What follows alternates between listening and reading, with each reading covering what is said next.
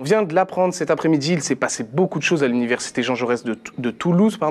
Pour rappel, ça fait 3 semaines que la fac est bloquée par des étudiants et des membres du personnel qui protestent contre Parcoursup et la fusion de leur université. Et cet après-midi, pour la première fois dans une grève qui concerne une université, l'université a été mise sous tutelle par l'État.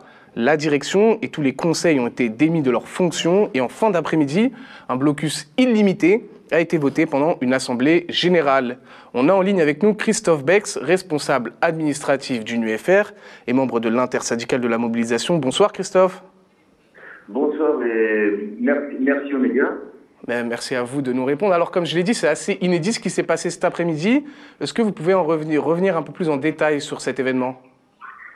Alors c'est vrai que c'est sans précédent dans l'histoire des universités sur ce coup de force, on va dire ce coup d'état de la ministre de dissoudre les 3 conseils de l'université et de nous nommer un administrateur provisoire qui est Richard Laguinier. Et donc ça a créé une forte activité, une forte agitation sur le campus parce qu'il y a la menace aussi d'une intervention policière qui pour l'instant n'est pas confirmée ou infirmée et donc ça crée un climat assez tendu, on va dire, actuellement à l'université. D'accord. Et l'ambiance générale dans la fac actuellement, c'est quoi ? Tout le monde est révolté ?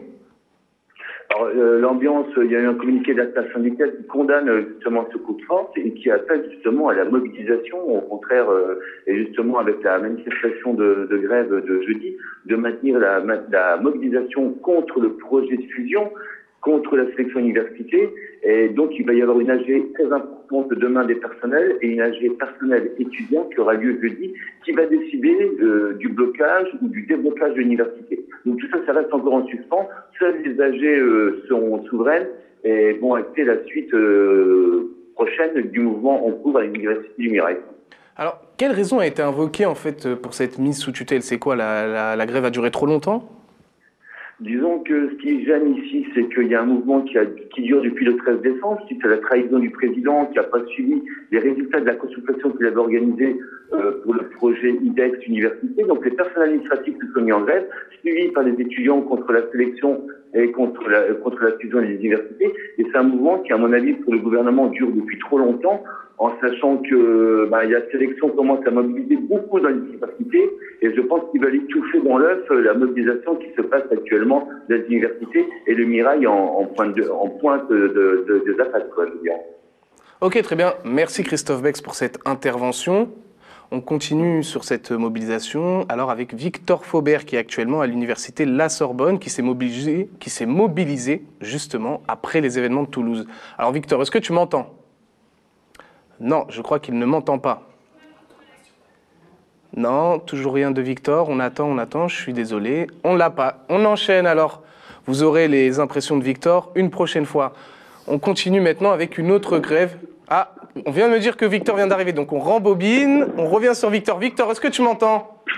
Oui, je t'entends. Oui. Ouais, c'est parfait Victor. Alors raconte-nous, qu'est-ce qui se passe à la Sorbonne actuellement ? Eh bien écoute, on était place de la Sorbonne vers 19h15, une vingtaine de personnes, vingtaine d'étudiants sont arrivés, se sont rassemblés donc en protestation à ce qui s'est passé à l'université de Toulouse, qui vient d'être fermée et dont la direction vient d'être dissoute. Et une vingtaine de personnes s'est transformée petit à petit en une cinquantaine de personnes qui sont maintenant parties en manifestation sauvage, en remontant vers le Panthéon. Et nous sommes en train de les rattraper, puisqu'il nous a voulu nous arrêter pour vous envoyer les images. Ah oui, d'accord, c'est pour ça que tu es essoufflé. Et donc, alors, qu'est-ce qu'il en ressort ? Qu'est-ce qu'ils ont dit ? Qu'est-ce qu'ils comptent faire ? Ils disent que c'est tout bonnement inadmissible, ce genre de comportement de la part des pouvoirs publics. Mais surtout, je pense que c'est ce qu'on m'a dit, c'est un prémisse de ce qui va arriver jeudi, puisque tous ces gens-là, on les retrouvera jeudi lors de la grande manifestation. Et c'est un point de départ, en fait.